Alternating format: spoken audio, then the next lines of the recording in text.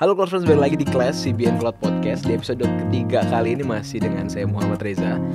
Nah, di spesial di episode kali ini kita akan ada giveaway nih sebesar 1 juta rupiah untuk 5 orang pemenang yang disponsori dari Sangfor Indonesia. Jadi pastiin buat Cloud Friends di rumah dengerin sampai akhir karena akan ada informasi-informasi yang terselip atau kisi-kisi lah ya.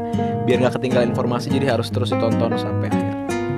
Oke Cloud Friends, di kelas kali ini kita akan bahas topik seputar cloud security bareng dengan ahli cyber security kita nih, yang udah terkenal dengan produk Next Generation Firewall atau NGF-nya dari Sangfor Indonesia nih, yang diwakili oleh Mas Donald Yowel sebagai security solution expert ya Pak ya. Ya. Oke, nah mungkin sebelum kita masuk ke topik pembahasan, mungkin biar lebih dikenal nih sama penonton nih. Penonton kita bisa diperkenalkan singkat dulu nggak sih Mas, mulai dari perannya, terus keterlibatannya apa aja untuk produk terkait cyber security di Sangfor yang pernah dihandle gitu. Oke, baik. Thank you ya Mas untuk briefingnya. Oke. Jadi sedikit pengenalan aja terkait saya. Jadi kenalkan, nama saya Donald. Saya dari tim Sangfor Teknologi Indonesia dan saya sebagai positionnya adalah sebagai security solution expert. Okay. Jadi secara role-nya itu adalah, ya kita tahu sendiri, Sangfor sendiri kita punya beberapa produk, baik itu dari security ataupun dari cloud. Nah, peran saya sendiri adalah bagaimana saya bisa melakukan atau menjahit solusi-solusi tersebut menjadi satu kesatuan gitu. Jadi pas lagi customer membutuhkan beberapa solusi secara bersamaan, lalu juga mereka punya environment mereka sendiri, saya bisa untuk menggabungkan itu dan menjadikan satu solusi kepada mereka. Jadi bukan hanya sebagai sebatas menjual produk, tapi kita memberikan solusi-solusi yang terbaik nantinya, baik itu dari sisi security ataupun nanti dari sisi cloud. Nah, itu menjadi role dari Sangfor yang saya miliki sekarang ini. Oke, berarti Mas Donald ini ya nge-adjust kemauan dari user gitu ya. Betul. Oke, dan biar nanti ketika udah on the fly sesuai dengan kemauan dari si user ini tersebut. Betul. Jadi pada poinnya adalah kita melakukan enhancement dari sisi security environment yang nantinya ada di sisi customer. Jadi apa yang masih menjadi celah ataupun apa yang masih menjadi kelemahan di sisi customer punya environment, terutama di dalam part security, itu akan menjadi salah satu fokusnya saya, mendevelopnya seperti apa, lalu bagaimana nanti untuk mengimplementasikannya agar nanti pas ketika kita implementasi itu semua bisa lebih smooth secara implementasinya dan tidak ada masalah. Oke. Nah berarti kan di era sekarang nih Mas ya, sangat amat mulai happening banget terkait cyber security seperti itu ya. Nah kemudian pasti kan ada, kenapa ada cyber security pasti kan dikarenakan adanya serangan-serangan security, serangan-serangan di aspek security sebelumnya Mas ya. Nah kira-kira kita mau nanya nih Mas, sebenarnya dasar cloud computing itu sendiri itu udah aman belum sih Mas? Karena kan terutama cloud itu kan ada yang public ya. Sistemnya sharing, atau jangan-jangan kita yang kurang paham cara kerjanya atau belum tahu. Oke. Sebenarnya kalau misalnya kita ngomong sekarang sudah banyak sekali provider terkait dengan cloud gitu. Jadi cloud provider kita bicara di sini adalah, dan bagaimana sebenarnya kita tahu bahwa mereka aman atau tidak gitu. Nah, tapi yang paling kita harus highlight di sini adalah sebenarnya cloud provider itu mostly mereka menjual adalah yang disebut IaaS atau kita sebutnya adalah infrastructure as a service gitu. Jadi di cloud sendiri kita akan ada 3 pembagian, baik itu infrastructure as a service, platform as a service, dan juga software as a service atau kita bilangnya SaaS, PaaS, dan IaaS. Nah, mostly yang banyak sekali dipakai saat ini oleh beberapa customer yang saya ketahui juga itu adalah infrastructure as a service. Dimana kalau bisa kita ngomong infrastructure as a service, maka ada namanya sharing di sisi mereka punya responsibility. Jadi sharing responsibility modelnya, di mana mostly kalau misalnya kita ngomong nih bicara tentang si cloud provider sendiri, mereka infrastructure as a service berarti mereka hanya mendevelop atau mempersiapkan dari sisi infrastrukturnya aja. Tapi saat nanti user coba untuk mengirimkan data atau user coba untuk membuat suatu environment mereka di dalam infrastructure as a service itu adalah menjadi responsibility dari sisi customer, bukan lagi responsibility dari sisi si provider cloud tersebut gitu. Jadi kalau provider hanya melakukan responsibility secara security di sisi infrastrukturnya mereka aja. Baik nanti mungkin di infrastrukturnya mereka sudah mempersiapkan security di sisi platformnya mereka atau nanti di sisi infrastrukturnya mereka. Tapi pastinya di sisi datanya itu menjadi responsibility dari sisi customer.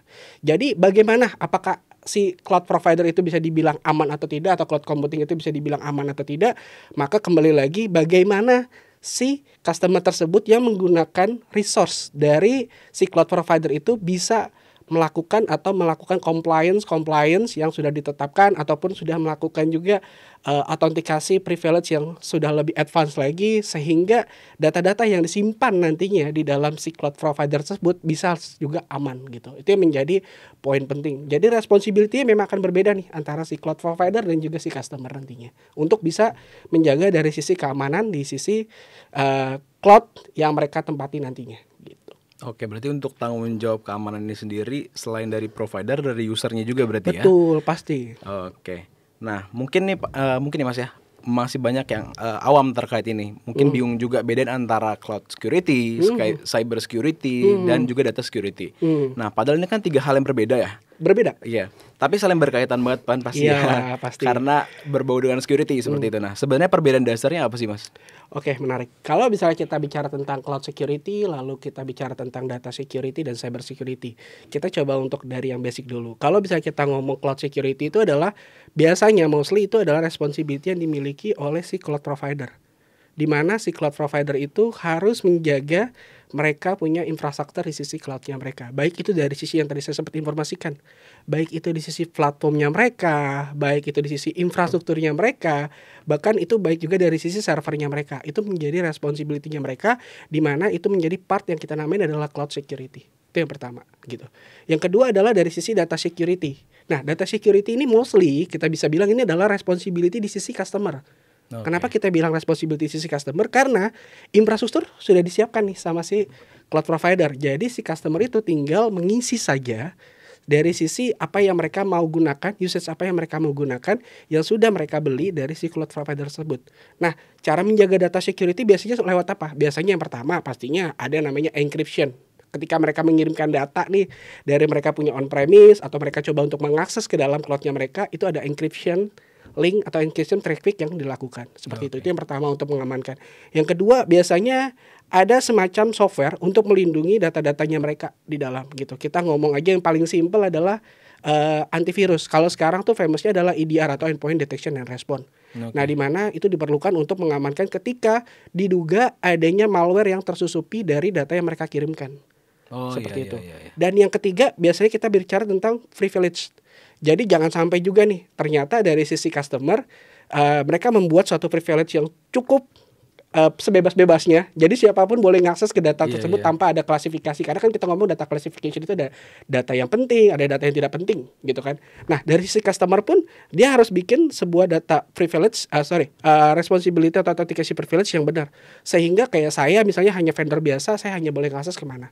Nah, itu menjadi responsibility dari sisi customer-nya. Nah, itu yang membedakan antara si cloud security dan data security.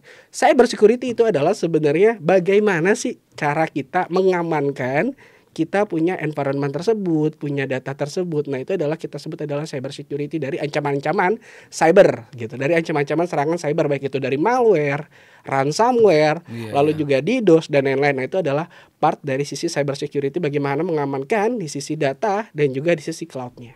Seperti itu. Oke. Berarti cukup kompleks, Pak ya, terkait kalau misalnya memang perbedaan dari 3 tersebut dan memang benar-benar ketika kalau misalnya dijelaskan itu memang sangat amat berbeda mungkin ya terkait dasarnya juga. Nah, kemudian ini sih Pak, kita sekarang beralih ke yang yang lebih teknis gitu ya. Seputar ancaman nyata terhadap cloud computing. Bentuk ancamannya tuh kayak apa sih Pak yang biasanya terjadi atau yang biasa sering dijumpai gitu? Oke, yang paling common saat ini adalah kita bicara tentang ransomware. Oke. Karena kenapa kita bicara tentang ransomware yang ada di cloud computing? Karena simple aja. Jadi pastinya kalau misalnya kita ngomong si cloud computing di mana datanya itu atau ada beberapa file juga sering diakses, lalu juga ada beberapa file yang sering masuk dan lain-lain. Nah, file-file itu biasanya disusupi. Nah, balik lagi ibaratnya secanggih-canggihnya apapun kita punya teknologi security, kalau ternyata tidak ditangani dengan konfigurasi yang benar, itu akan tetap masuk dan tetap ada celah gitu. Jadi kembali lagi masalah di human-nya nantinya. Mungkin kita akan bahas nanti masalah di human-nya seperti apa problemnya. Tapi pada poinnya adalah human itu sangat penting gitu untuk melakukan konfigurasi yang benar sehingga si file tersebut tidak disusupi oleh ransomware. Dan ransomware itu tidak menyebar. Kenapa? Karena impact dari ransomware itu dari yang saya pengalaman juga ya dan secara yang saya tahu dari beberapa customer, ransomware itu tidak terjadi serta-merta gitu. Jadi ibaratnya ransomware langsung injek saat itu juga, lalu ibaratnya langsung menjalankan, langsung melakukan encryption pada saat itu juga, tidak. Mostly ransomware itu bergerak ketika sudah ada 6 bulan sebelumnya. Jadi dia sudah mensusupi 6 bulan sebelumnya, dia bergerak, dia menyerang ke semuanya, baru boom, dia akan melakukan enkripsi ke semua file-file yang ada di dalam server-server tersebut. Nah, itu yang mostly menjadi ancaman yang sebenarnya paling menakutkan sebenarnya dari sisi cloud computing, seperti itu. Oke, berarti ransomware berarti ini agak cukup serem juga ya Pak ya, karena enkripsi ini kan serem. Agak susah untuk di-decrypt gitu ya Pak ya. Betul sekali, biasanya dekripsinya juga sulit untuk ditemukan sih. Oke, betul. Nah Pak, terus kemudian serangan terhadap cloud ini kan berarti nggak cuma datang, tadi kita udah ngomongin eksternal Pak ya. Nah, berarti kan nggak cuma datang dari luar gitu kayak hacker gitu, mungkin ada juga ancaman dari dalam gitu. Nah, bahkan bisa dari orang yang yang menggunakan sistem dari cloud computing ini sendiri. Betul. Menurut pengalaman Bapak sendiri, seberapa besar sih potensi ancaman dari luar seperti serangan hacker atau ransomware terhadap sistem cloud gitu? Kan tadi kita ngomongin itu ya dari luar ya. Kalau dari dalam itu sendiri, pasti kan nggak mungkin tiba-tiba si ransomware atau si hacker ini bisa masuk tanpa kita kayak misalnya contoh ada user yang nggak sengaja klik link atau misalnya terima data sembarangan padahal udah ada notifikasi not trusted sender gitu ya. Kayak gitu Pak, kira-kira bagaimana? Nah, ini juga menarik. Jadi sebenarnya memang mostly dari data yang saya pernah dapatkan juga itu, makan 80% serangan tersebut bukan terjadi dari luar, tapi ternyata ada insider di dalamnya. Gitu. Jadi kenapa kita bilang banyak insider? Salah satunya adalah yang pernah kita temuin adalah permasalahannya adalah yang tadi sempat saya informasikan bahwa terjadinya miskonfigurasi. Ini yang pertama, yang paling banyak deh, yang paling common itu adalah miskonfigurasi. Jadi tadi sempat saya bilang mungkin mereka sudah punya beberapa security solution kayak mungkin firewall, ada EDR, endpoint. Lalu ternyata endpointnya mereka konfigurasi nih, mereka sudah install, tapi ternyata endpointnya tuh meng-allow semua virus yang ada gitu, cuman mendetek doang, tapi tidak melakukan isolation atau tidak melakukan deny terhadap virus tersebut. Itu yang pertama. Yang kedua, kalaupun juga mereka sudah punya firewall, ternyata ada beberapa protokol tertentu atau ada beberapa service tertentu yang masih diizinkan running di dalam environmentnya mereka. Nah, miskonfigurasi inilah yang harus menjadi attention sebenarnya dari sisi customer. Jadi bukan serta-merta, kembali lagi saya bilang bahwa dengan adanya si customer itu beli cloud services atau cloud computing dari si cloud provider tersebut, mereka membeli itu menjadi mereka merasa semuanya aman, tinggal santai aja. Enggak, mereka juga harus mengamankan internal yang mereka punya sendiri gitu. Terutama juga tadi miskonfigurasi ada, lalu juga kita ngomong adanya insider di mana mereka punya orang-orang internal yang mungkin ya kita beberapa case terjadi adalah mereka mau resign nih, mereka mau resign, terus mereka kecewa terhadap perusahaannya, lalu bisa aja mereka akses ke sana dan menyusupi satu virus gitu kan. Itu possible banget terjadi dan memang pernah terjadi di US, ada beritanya. Jadi sebelum dia resign itu dia menyusupi satu file dan akhirnya file itu merusak semua apa yang sudah dibuat. Dan akhirnya kerugiannya luar biasa gitu. Keluarga kerugiannya itu luar biasa sampai jutaan USD gitu. Dan itu menjadi hal-hal yang harus sebenarnya dimonitoring selalu gitu. Jadi ketika adanya kita bilang behavior yang tidak normal, anomali yang ada itu tetap harus dimonitoring secara real time. Gitu. Oke, berarti memang agak serem juga Pak ya. Kalau misalnya memang ada case yang memang ada dari salah satu mantan pegawainya, berarti ya bisa dibilang seperti itu. Nah, kan sekarang kita mumpung lagi ada Sangfor di sini ya, perwakilan Sangfor. Nah, kalau use case dari Sangfor nih Mas, boleh di-share nggak sih ke penonton seberapa serius case-nya dan dampak buat customer-nya sendiri? Oke. Sebenarnya seberapa serius case yang pernah kita tangani berdasarkan experience kita dan dampaknya ya. Oke, jadi case-nya itu kita pernah punya salah satu waktu itu adalah masih calon customer, kita bahas aja seperti itu. Jadi salah satu calon customer kita, mereka datang ke kita dengan kondisi di mana sudah beberapa endpointnya mereka itu terserang ransomware. Gitu. Dan ini memang sama juga. Jadi ada mereka nyewa salah satu cloud provider lah kita ngomong. Lalu ternyata beberapa endpoint mereka terutama yang kritikal itu sudah terkena ransomware. Akhirnya yang mereka lakukan menarik. Yang mereka lakukan tuh sebenarnya hanya melakukan shutdown. Shutdown. Di sisi mereka punya server ataupun endpoint yang sudah kena ransomware tersebut. Kenapa? Karena mereka takut itu menyebar kemana-mana. Betul. Nah, akhirnya yang Sangfor kita lakukan adalah kita melakukan yang namanya incident response. Jadi kebetulan Sangfor juga kita mempunyai tim services namanya Sangfor Incident Response. Ketika insiden itu terjadi, maka nanti tim dari Sangfor melakukan cyber security analysis lah, intinya seperti itu, di mana kita bisa mendapatkan beberapa digital forensik data. Data-data ini kenapa sih penyebabnya, kenapa sih ransomware ini bisa menyerang. Tapi masalahnya karena mereka melakukan shutdown hal tersebut, datanya hilang semua, forensik datanya hilang gitu. Jadi kita pun tidak bisa melakukan analisa. Akhirnya yang bisa kita lakukan apa? Memperkecil impactnya dengan menganalisa sebenarnya ini si ransomware ini hanya menyerang ke dalam 3 server ini aja atau sudah menyerang juga ke yang lain. Setelah kita melakukan analisa, ternyata ini tidak hanya 3 server tersebut, tapi sudah server-server lainnya. Untungnya server-server lainnya itu belum diaktifkan ransomware-nya. Jadi kita sempat untuk melakukan pembersihan dulu di sana untuk memperkecilkan impact yang terjadi. Tapi dengan 3 server ini down, impact-nya apa? Impact-nya mereka tidak bisa melayani. Kadang kan kita customer perusahaan ya, otomatis mereka juga punya pelanggan lainnya. Akhirnya impactnya adalah mereka tidak bisa melayani pelanggan lainnya. Itu yang pertama. Yang kedua, yang paling fatal apa? Brand reputation. Jadi ketika itu terjadi, beberapa suara mungkin mereka bisa menutupi ya, tapi mau nggak mau itu tetap kedengaran, dan akhirnya itu akan merusak dari brand reputationnya mereka gitu, dimana orang jadi tidak percaya lagi nih, tidak trusted lagi nih ketika si user tersebut mungkin dia butuh untuk melakukan akses apa ke dalam website tersebut, customernya ternyata tidak bisa, akhirnya mereka pun jadi bermasalah, komplain dan lain-lain, dan itu mempermasalahi dari sisi brand reputation. Bagaimana sih si perusahaan tersebut dari sisi security-nya. Nah itu menjadi impact yang cukup fatal bagi mereka. Jadi dari sisi prosesnya mereka tidak tahu proses insiden itu seperti apa, lalu dari sisi brandnya juga itu menjadi problem. Nah ketika Sangfor kita masuk, kita coba untuk membereskan semua hal itu, memperkecil impact yang ada, lalu kita coba untuk mensolusikan buat nextnya seperti apa. Kembali lagi kita ngomong security ini adalah sebuah seperti insurance ya. Kadang seperti ini kejadian dulu nih, baru user-user tuh pada sadar, customer kita pada sadar, oh ternyata perlu loh, ternyata solusi-solusi security seperti ini, baik itu XDR, baik itu MDR untuk melakukan monitoring, itu perlu. Tapi sebelumnya tuh mereka ketika beberapa kali kita coba datang dan visit untuk kita melakukan education, nah itu juga mereka juga tidak peduli terhadap itu. Ketika kejadian tuh baru mereka ada tuh rasa pengen tahunya, dan mereka mau oke, ini kayaknya penting nih. Jadi mereka merasa itu penting. Seperti itu. Berarti emang kelemahan dari customer atau kekurangannya adalah tidak akan percaya atau tidak akan tertarik kalau belum terjadi, betul ya? Oke. Nah tadi kan kita ngomongin terkait salah satunya tadi ada dari sisi internal yang ngeklik link seperti itu. Berarti itu kan bisa dibilang human error ya? Oke.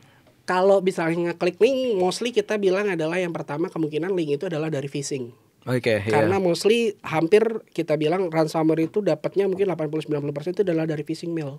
Betul. Bukan hanya dari phishing mail, mungkin banyak juga ya yang dapat dari WhatsApp dan lain-lain. Tiba ada email, kita klik dia akan lari ke salah satu website tertentu, URL, dan akhirnya dia mewajibkan untuk download salah satu file, dan akhirnya file itu tanpa kita sadari berjalan di backend layernya kita gitu, di sisi manajer dan services kita. Nah itu yang tidak kita sadari. Jadi phishing email itu yang juga menjadi suatu bahaya. Tapi sebenarnya andaikan sebenarnya kita ngomong firewall itu ada 2 jenis. Biasanya kita ngomong firewall itu ada 2 jenis. Firewall itu ada firewall di sisi physical kita ngomong. Jadi infrastruktur kita butuh firewall pasti. Tapi sebenarnya manusia pun, human ini perlu dibentengi oleh firewall. Firewall itu apa maksudnya? Itu lebih ke arah awareness kita. Kita harus membangun awareness kita. Kita mengetahui bahwa ternyata ini ada email modelnya seperti ini. Tapi kok linknya beda, kok pengirimnya beda gitu. Mungkin beberapa bacaan kita harus detail. Ini secara domainnya kok aneh. Misalnya dari contoh BCA. Contoh kita ngomong salah satu instansi, mungkin banking dan lain-lain, ada domainnya mereka. Lalu ternyata pas dilihat paling common misalnya bank tersebut slash atau titik support.com gitu. Aneh, belakangnya harusnya nggak support, harusnya tetap domain si bank tersebut gitu kan. Betul. Nah ini yang menjadi ancaman-ancaman yang biasanya digunakan oleh si phishing tersebut untuk mengelabui user-user gitu. Nah ini yang menjadi cikal bakal juga biasanya terjadi masalah hal-hal tersebut yang akhirnya menyebar kemana-mana. Nah jadi awareness di sisi user itu amat sangat penting mas gitu. Jangan sampai dia mengklik apapun itu yang dia dapatkan, dia harus benar-benar mereview terlebih dahulu. Dan mungkin dari sisi tim IT juga perlu melakukan awareness at least 3 bulan sekali. Karena kan pasti banyak orang-orang baru ya. Nah orang-orang baru itu juga perlu di training untuk 3 bulan sekali mereka mendapatkan awareness terkait dengan security yang ada. Berarti dari sisi user awareness ini cukup penting ya Pak ya, Penting. untuk pelatihan dan edukasi dari sisi internalnya ya. Iya. Jadi untuk mencegah ancaman-ancaman dari sisi dalam sistemnya sendiri. Seperti itu. Oke Pak, sekarang kita masuk ke bagian yang jadi tameng utama dalam sistem cloud ini dan juga teknologi, yaitu teknologi keamanannya gitu. Nah, kira-kira teknologi dari Sang4 apa aja sih Pak yang digunakan atau biasanya ditawarkan untuk customer-customernya nih? Oke, menarik ya. Jadi kalau misalnya saya sendiri dari Sang4, jadi kami memang memiliki teknologi baik itu dari security maupun cloud computing itu sudah dibilang end-to-end solution gitu. Jadi Sang4 sendiri kita memiliki 2 spesialis. Jadi spesialis kita dari sisi solusi ada yang pertama di sisi security, itu kita punya solusi yang sekarang kita ada rebranding nih. Rebranding itu dulu mungkin nama-nama, tapi sekarang kita sudah menggabungkan menjadi satu yang namanya adalah Athena gitu. Jadi Sang4 itu menjadi Sang4 Athena, di mana kita punya Sang4 Athena XDR atau Extended Detection and Response. Fungsinya buat apa? Sang4 Athena XDR atau Extended Detection and Response itu adalah untuk menggabungkan beberapa log informasi baik itu dari level endpoint ataupun dari level network itu menjadi satu gitu. Jadi ketika terjadinya insiden itu semuanya alert akan kita terima dan akan kita verifikasi. Lalu respon pun juga bisa dilakukan karena dalam XDR itu ada R yang dimana R itu adalah respon. Respon tersebut kita menggunakan teknologi SOAR, kamarnya adalah Security Orchestration Automation and Response, di mana itu bisa melakukan respon saat itu juga. Jadi memperkecil yang namanya mean time to investigation atau mean time to respond di sisi customer nantinya. Jadi responnya akan dilakukan secara cepat. Jadi salah satu teknologi adalah Sang4 XDR, lalu kita juga punya Sang4 Athena MDR. Jadi semuanya berhubungan dengan Athena. Jadi kalau kita Sang4 ngomong itu adalah Athena semua, baik itu Athena XDR ataupun Athena MDR. Nah, itu adalah branding baru kita. Jadi MDR sendiri adalah Managed Detection and Response. Paling simpelnya adalah MDR itu adalah kita mempersiapkan services ke sisi customer ketika mereka membutuhkan 24/7 monitoring di sisi security-nya mereka. Jadi paling gampang adalah ketika si user tersebut terjadi masalah, tiba-tiba masalah itu terjadi tengah malam, jam 2 pagi, jam 3 pagi, masih ada nih dari rekan-rekan tim Sang4 kami yang dimana kami punya local services di sini di Indonesia. Jadi Sang4 sendiri kita punya tim lokal di Indonesia yang juga cukup kuat di sini, dan itu yang akan membantu dan juga akan memonitoring 24/7 dari sisi keamanan yang ada di customer nantinya. Baik itu di on-premise ataupun nanti di cloud computing, kita semuanya sudah support. Seperti itu. Lalu juga kita punya solusi firewall, Sang4 NGFW namanya. Lalu juga kita punya solusi untuk endpoint, namanya Sang4 EPP atau Endpoint Protection Platform yang kita miliki. Nah, itu beberapa solusi dari security. Dan juga kita juga punya solusi dari sisi cloud. Mungkin common-nya sekarang adalah HCI atau Hyper Converged Infrastructure, di mana beberapa solusi kita ini adalah menggabungkan di sisi network, security, dan juga infrastruktur secara menjadi satu. Jadi servernya, infrastrukturnya, networknya itu menjadi satu kesatuan di HCI-nya kita. Seperti itu. Jadi itu beberapa teknologi yang dimiliki oleh Sang4, dan saat ini terutama di sisi SOC ya, kita ngomong Security Operation Center. Nah, kita bicara adalah people, process, dan teknologi, 3 pilar SOC yang utama. Di sini Sang4 sudah memiliki teknologi end-to-end-nya, yaitu kita menggabungkan XDR, Sang4 Athena XDR menjadi sebagai teknologinya, lalu Sang4 MDR, Athena MDR itu sebagai people dan prosesnya untuk menjalankan si SOC tersebut gitu. Jadi sudah cukup end-to-end solution sebenarnya yang kita miliki, dan itu semua bisa dideploy kembali lagi baik itu on-premise ataupun cloud base seperti itu. Dan cloudnya Sang4 sudah ada di Indonesia. Kembali lagi Sang4-nya cloudnya kita semuanya sudah ada di Indonesia, jadi tidak akan ada masalah baik itu dari regulasi dan lain-lainnya nantinya. Oke. Berarti ini ya Pak ya, kalau misalnya kita ngomongin tentang teknologi keamanan ya, berarti Sang4 udah cukup capable untuk keamanan ya Pak ya. Nah, kira-kira menurut Bapak sendiri, mana sih yang paling penting maksudnya untuk yang diutamakan gitu ke customer? Dari sisi tadi kan banyak banget teknologi atau produk-produk security-nya gitu. Betul. Nah, kira-kira salah satu atau ada beberapa produk yang memang itu harus diwajibkan atau setting default gitu Pak? Oke, kalau misalnya dibilang wajib, yang wajib banget dari sisi saya itu sebenarnya rekomendasi adalah yang wajib adalah pertama firewall. Itu pasti paling penting karena perlindungan paling atas adalah di sisi firewall. Jadi ketika terjadi serangan dari atas internet, semuanya itu akan diproteksi terlebih dahulu di layar protection, di perimeternya itu adalah firewall. Itu yang pertama. Lalu ketika misalnya terjadinya itu serangannya itu di level endpoint, maka kita butuh yang namanya antivirus. Zaman dulu kita dengarnya antivirus, tapi sekarang kita taunya itu adalah EDR atau Endpoint Detection and Response. Nah, Sangfor sendiri kita bisa mengcover dari sisi firewall tersebut. Kita punya Sangfor Athena NG-FW, lalu kita juga punya Sangfor Athena FPP. Nah, itu dua-duanya itu mengcover untuk phase 1. Kalau saya bilang kita akan beberapa fase gitu dari sisi customer, kita akan melakukan assessment terlebih dahulu apa yang menjadi kebutuhannya mereka. Jadi dari sisi firewall dan juga dari sisi endpoint kita bisa mengcover. Lalu ketika mereka sudah memiliki kedua-duanya, tetap masih ada celah tuh, kita ngomong bahasanya adalah bagaimana kalau ternyata endpointnya sudah tersusupi nih gitu, lalu ternyata terjadi penyebaran di level network infrastruktur mereka, maka kita mensuggestkan ada satu lagi yang tadi saya bilang Sangfor Athena XDR. Karena Sangfor Athena XDR itu bisa memonitoring di level networknya juga gitu. Jadi bukan hanya di level endpoint perimeter si firewall tersebut, tapi di level networknya pun ketika terjadi serangan antara endpoint to endpoint, karena si endpoint ini sudah disusupi nih sama si attacker, si hacker tersebut jadi bot, jadi zombie, akhirnya dia menyerang ke server yang lain. Nah, Sangfor XDR bisa melakukan monitoring terhadap hal tersebut dan juga bisa melakukan fast response dengan menggunakan teknologi SOAR-nya tadi. Seperti itu. Jadi ketiga part itulah yang menjadi penting untuk misalnya kita ngomong dari sisi cyber security. Karena kalau cuman kita ngomong di level firewall doang atau endpoint doang, masih ada nih ternyata vulnerability celah-celah yang nantinya bisa menjadi penyebaran virus ataupun penyebaran ransomware lainnya. Seperti itu. Oke, berarti ini ya kalau misalnya kita ngomongin seberapa penting dari setiap produknya, setiap produknya berarti memiliki fungsi masing-masing. Betul. Berarti emang dari Sangfor sendiri juga menyarankan untuk diinstal semuanya atau digunakan semuanya seperti itu Pak, untuk keamanannya gitu ya. Nah, kalau misalnya disarankan, kembali lagi Sangfor dari kami sendiri, kita kebetulan juga tadi saya sempat bilang kita juga sudah ada representatif di Indonesia, sudah ada tim di Indonesia. Nanti kita bisa melakukan biasanya diskusi pertama kali dengan customer untuk kita bisa mengetahui kira-kira existing environment mereka sudah memiliki solusi apa aja atau sudah memiliki produk apa aja yang sudah diimplementasikan. Lalu dari situ nanti kita akan memberikan suggestion sebenarnya. Karena mostly biasanya kita temuin rata-rata mereka sudah punya firewall ataupun sudah punya endpoint. Biasanya kayak gitu. Tapi kalaupun belum, kita akan memberikan suggestion hal tersebut gitu. Tapi semua part ini menjadi part yang kritikal jika mereka memiliki concern untuk terkait dengan security, hingga celah tersebut tidak ada lagi nantinya. Oke. Berarti tadi dari teknologinya itu udah sangat amat mumpuni Pak ya.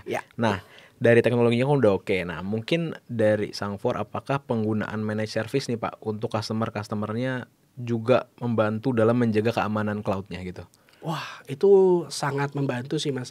Terutama tadi mungkin saya sempat highlight sedikit Sangfor kita punya solusi namanya Sangfor Athena MDR atau namanya Managed Detection and Response. MDR itu adalah Managed Detection and Response. Di mana Managed Detection and Response itu secara konsep adalah kita bisa membantu di sisi customer ataupun pelanggan untuk melakukan managed service di sisi mereka punya security environment. Jadi once ibaratnya contoh terjadinya serangan di jam 2 pagi, terjadi serangan di jam 3 pagi, siapa yang mau bangun, siapa yang mau monitoring.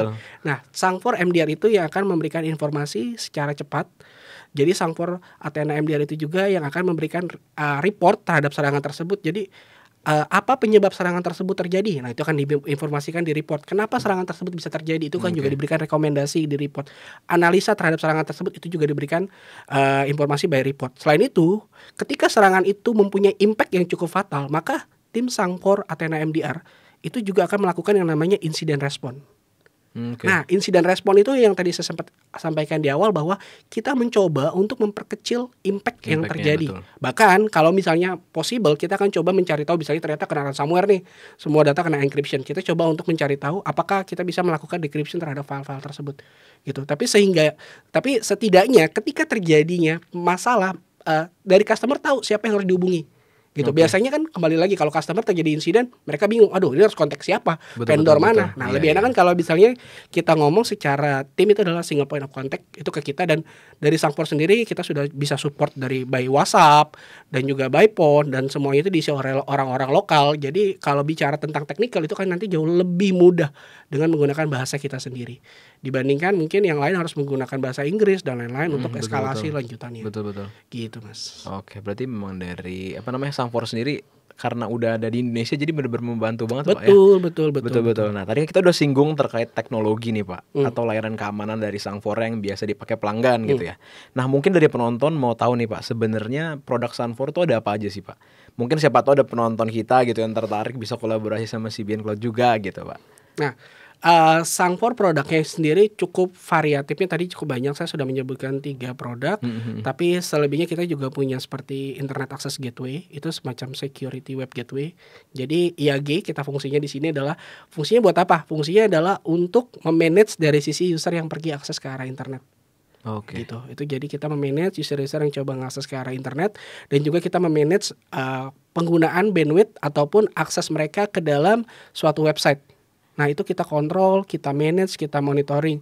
Jadi contoh ternyata penggunaan YouTube itu selalu terjadi di jam kerja, contoh seperti itu. Nah kita coba limitasi. Nah itu yang dilakukan, betul. Dan kita juga bisa melakukan monitoring. Nah itu adalah salah satu fungsi dari Sangfor Internet Access Gateway. Lalu yang lainnya secara security kita punya namanya Sangfor Athena Secure Access atau SASE, Secure Access Service Edge. Nah, di mana fungsinya adalah, ini menarik juga nih, ini karena bisa berhubungan dengan yang namanya tadi cloud computing. Jadi saat mereka work from anywhere, kerja dimanapun, dan mereka mau akses ke dalam cloud computingnya mereka, mereka mau akses ke dalam cloud providernya mereka. Nah, di situ kita memberikan keamanan untuk mereka melakukan akses work from anywhere, di mana nanti secara komunikasi itu pasti akan kita enkripsi. Yang kedua akan muncul namanya multi-factor authentication. Jadi akan keluar MFA, di mana MFA itu berfungsi untuk memvalidasi usernya ini benar nggak sih gitu.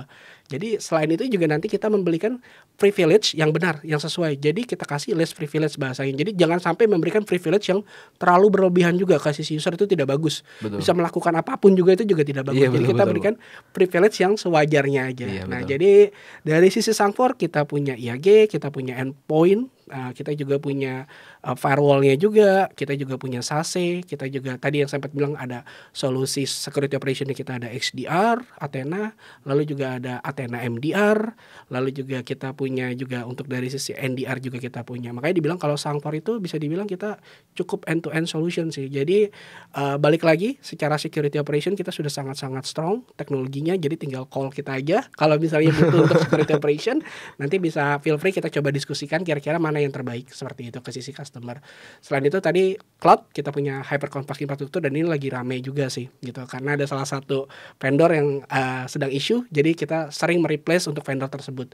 Jadi HCI itu atau hypercompact infrastruktur itu menjadi salah satu ibaratnya solusi yang sudah mature dan juga menggantikan solusi yang sudah ada biasanya. Oke, berarti benar-benar yang kayak dari from scratch sampai keinginannya apa, terus nanti mungkin kalau ada masalah sampai solusinya mungkin ya. Betul. Betul. Dari Sangfor ini sendiri.